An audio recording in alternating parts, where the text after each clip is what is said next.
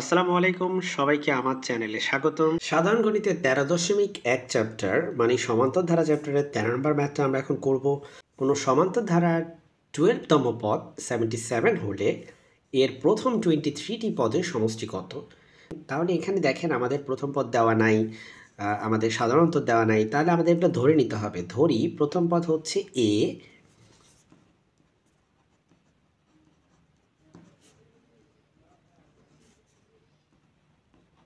আর সাধারণ অন্তর equal to হচ্ছে ডি।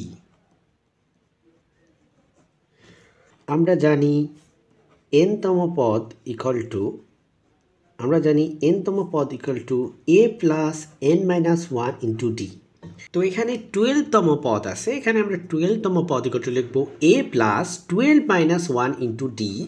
আমরা a আর d এর মান যেহেতু জানি না, শুধুমাত্র n এর মান বসাইলাম, তাহলে আমরা এটা পাইলাম a প্লাস 12 মাইনাস 1 মানে হচ্ছে 11 ডি, আর 12তম পদের মান দেওয়া আছে হচ্ছে 77, তার মানে a plus 11 D equal to হচ্ছে 77। এটা হচ্ছে আমরা ইকুয়েশন নাম্বার 1 ধরবো। এখন আমাদেরকে বের করতে বলছে প্রথম 23টি পদের সমষ্টি। আমরা জানি প্রথম n সংখ্যক পদের সমষ্টি is equal to n by 2 into 2a plus n minus 1 ব্র্যাকেটে রেখে ইন্টু ডি। সুতরাং প্রথম 23টি পদের সমষ্টি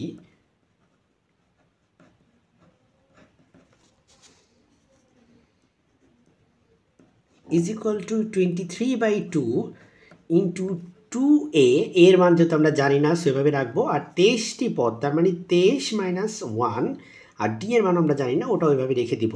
23/2 ইন্টু 2a প্লাস 22d।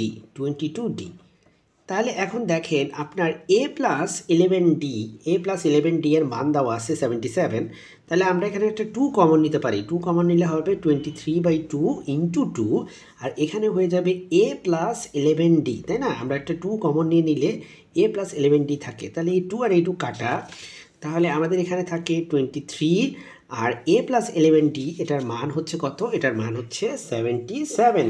তাহলে এখানে আমরা হচ্ছে 77 বসিয়ে দিব। এখন 23 এর সাথে যদি 77কে ক্যালকুলেটর দিয়ে আমরা মাল্টিপ্লাই করি, তাহলে আমরা পাবো 1771। এটাই হচ্ছে আমাদের প্রথম 23টি পদের সমষ্টি। সকলকে ধন্যবাদ ভিডিওটি দেখার জন্য। পরবর্তী ভিডিও দেখার আমন্ত্রণ রইল। আল্লাহ হাফেজ।